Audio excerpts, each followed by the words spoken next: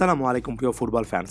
নিঃসন্দেহে এই মুহূর্তে সবচেয়ে আলোচিত নাম বাংলাদেশের ফুটবলে হামজা চৌধুরী এবং ফুটবল ফ্যাকের আজকের এই ভিডিওতে হামজা চৌধুরী সম্পর্কে আলোচনা করব। তিনি বাংলাদেশ ফুটবলে আসলে কেমন রোল প্লে করতে পারেন এবং দেশের ফুটবলে এটা আসলে কোন নতুন একটা দিক সূচনা করবে সেটাই মূলত আলোচনার বিষয়।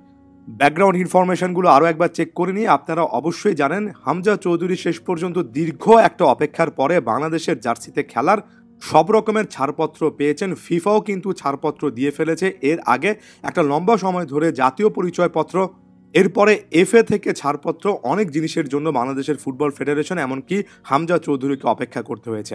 হামজা যিনি কিনা ইংলিশ প্রিমিয়ার লিগে পরিচিত একটা নাম, লেস্টার সিটি নামক একটা পরিচিত ক্লাবে খেলেন, তার মা সিলেটের হবিগঞ্জ থেকে এসেছেন এবং সিলেটের হবিগঞ্জের এই সূত্র ধরেই কিন্তু লম্বা একটা সময় ধরে কিন্তু হামজা চৌধুরীকে ঘিরে আলোচনা চলছিল এবং হামজা চৌধুরীও আগ্রহ প্রকাশ করে এসেছিলেন। যেভাবে হামজা আগ্রহটা ধরে রেখেছেন, যেভাবে হামজা এবং তার পরিবার শেকড়ে ফেরার একটা তাগিদ অনুভব করেছে এবং সবচেয়ে অবাক করা বা একদিক থেকে সবচেয়ে খুশি লাগার যে ব্যাপারটা আমার কাছে মনে হয় সেটা হচ্ছে হামজা কিন্তু ইংলিশ প্রিমিয়ার লিগ বা ইংলিশ ফুটবলে ক্যারিয়ারটাকে এস্টাবলিশ করতে পেরেছেন। ব্যাপারটা কখনোই এমন নয় যে তিনি ইংল্যান্ডে খুব একটা থিতু হতে পারছেন না, তার মানে তিনি বাংলাদেশে চলে আসছেন, বরঞ্চ তার অনেক কষ্টে গড়া একটা ক্যারিয়ারকে বিসর্জন দিয়েই তিনি কিন্তু দেশের টানে খেলার জন্য বাংলাদেশ জাতীয় দলের জার্সিটা বেছে নিয়েছেন। এর আগে বয়সভিত্তিক দলে তিনি কিন্তু ইংল্যান্ডের বয়সভিত্তিক দলগুলোতেও খেলেছেন। আর আমি এই জিনিসটা ক্লিয়ারলি এজন্যই বলছি যে হামজা যেভাবে আসলে ইপিএলে খেলেন, বাংলাদেশের হয়ে জাতীয় দলে তার খেলাটা তার জন্য একটা নেগেটিভ পয়েন্ট ভবিষ্যতে হতেই পারে। লাইমলাইটটা হারিয়ে ফেলতে পারেন, বড় রকমের স্যাক্রিফাইস করতে হতে পারে। এগুলোকে ভবিষ্যতের একটা সম্ভাবনা হিসেবে ধরে এই মুহূর্তে হামজার এই সিদ্ধান্তটাতে দেশপ্রেমের যে কোনো অভাব নেই, সেটা আমি আরও একবার ব্যর্থহীন কণ্ঠে, বলিষ্ঠ কণ্ঠে বলতে চাই। মূলত ইপিএলে খেলা একটা ক্লাব বা ইংল্যান্ডের পরিচিত একটা ক্লাব লেস্টার সিটির ইউথ একাডেমি থেকে উঠে এসেছেন এবং সব মিলিয়ে এই মুহূর্তে ইংলিশ ফুটবলে 129টার মতো ম্যাচ খেলেছেন, 50+ ম্যাচ ইপিএলে খেলেছেন। 2020-21 মৌসুমে লেস্টার সিটি জার্সিতে এফএ কাপ, 2021 সালে এফএ কমিউনিটি শিল্ড, 2023-24 মৌসুমে ইএফএল কাপ বা ক্যারাবো কাপ নামে ইংলিশ ফুটবলের ডোমেস্টিক অনেকগুলো কম্পিটিশনও তিনি কিন্তু জিতেছেন। অর্থাৎ এই জায়গা থেকেও যথেষ্ট পরিচিত একটা মুখ, সাফল্য কিন্তু কিছু না কিছু দেখেছেন। সো সব মিলিয়ে বেশ ভালো একটা ক্যারিয়ার ইংল্যান্ডে আছে, এটা তো এতক্ষণে বুঝে গিয়েছেন। এখন প্রশ্ন হচ্ছে বাংলাদেশ জাতীয় দলে তিনি কোন রোলটা প্লে করতে পারেন। মূলত একজন ডিফেন্সিভ মিডফিল্ডার, যাকে আমরা গত সিজনে রাইট ব্যাক পজিশনও খেলতে দেখেছি, ভার্সেটাইল একটা প্রোফাইল। তবে আপনি যদি শুধুমাত্র একটা পজিশনে ফোকাস করতে চান, তবে আমার কাছে Hamza Chowdhury out and out একজন ডিফেন্সিভ মিডফিল্ডার।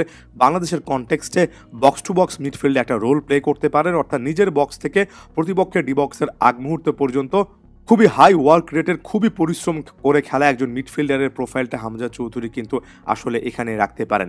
বাংলাদেশের কোচ আসলে তাকে কিভাবে কাজে লাগাবেন সেটাও একটা প্রশ্নের জায়গা, কারণ বর্তমান কোচ হাভিয়ার ক্যাব্রেরার বিকল্প জানুয়ারির মধ্যেই বাফুফে আনবে।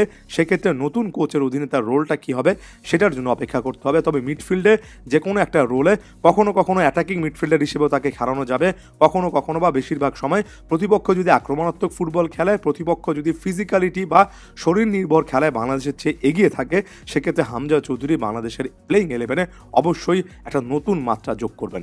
এর আগে জামাল ভুইয়া, তারিক কাজীর মতো প্লেয়াররা এসেছেন যারা কিনা ইউরোপের নানা লিগে এক্সপেরিয়েন্স ছিলেন, তবে তারাও হামজা চৌধুরীর মতো একেবারে টপ টিয়ার ইংলিশ প্রিমিয়ার লিগে এতটা এক্সপিরিয়েন্স নিয়ে আসেননি। সেক্ষেত্রে নিঃসন্দেহে বলা যায় হামজা চৌধুরী এ যাবৎকালে বাংলাদেশের জাতীয় দলে বা জাতীয় দলের আশেপাশে যতজন ফুটবলার আছেন তার মধ্যে ক্লাব ফুটবল বা ক্লাব ক্যারিয়ারের দিক থেকে সবচেয়ে হাই প্রোফাইল প্লেয়ার। তবে আমি একই সঙ্গে বাস্তবতাও কিন্তু পা রাখতে চাই।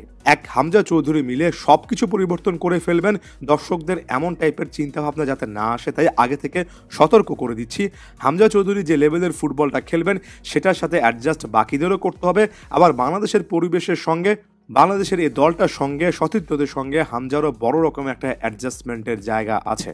তাই মাঠের ফুটবলে একেবারে শুরু থেকে ডিরেক্ট ইম্প্যাক্টের কথা আমি বলবো না। আমার কাছে মনে হয় হামজা একটা এক্সাম্পল সেট করলেন। আরও অনেক প্লেয়ার যারা কিনা বড় বড় লিগে খেলছেন তাদেরকে কেন্দ্র করে কিন্তু বাফুফের আগ্রহ আছে, তাদেরও বাংলাদেশ জাতীয় দলকে কেন্দ্র করে প্ল্যান আছে। তারা হামজার পথটা আরও ভালো করে অনুসরণ করতে পারেন। সবচেয়ে বড় ইম্প্যাক্টের জায়গা এটাই হবে। তার চেয়ে বড় কথা, হামজা চৌধুরী বাংলাদেশের মৃতপ্রায় ফুটবলে একটা নতুন জাগরণের অপশন হতে পারেন। তাকে কেন্দ্র করে যে উন্মাদনা আছে সেটা যদি মাঠের ফুটবলে দেখা যায় এবং একটা প্রপার প্রজেক্ট প্ল্যান করা যায়, তাহলে দক্ষিণ এশিয়াতে বাংলাদেশের ফুটবল 1 থেকে 1.5 বছরের মধ্যে পজিটিভ আপডেট দেখতে পারে। তবে সেটার জন্য আমাদের অপেক্ষা করতে হবে। সে ধৈর্যটা ধরতে হবে। একই সঙ্গে বাফুফেকেও ঠিক একই রকমভাবে একটা প্ল্যানিং করতে হবে। একেবারে প্রপার একটা প্রজেক্টের প্ল্যানিং করতে হবে। সেটা বাফুফে করতে পারবে কিনা সেটাই সবচেয়ে বড় প্রশ্নের জায়গা। আরও অনেক ফুটবলার সম্পর্কে যারা বাংলাদেশ জাতীয় দলে খেলতে চান তাদের সম্পর্কে আলোচনা করব। অবশ্যই ফুটবল ফ্যাকের সাথেই থাকবেন।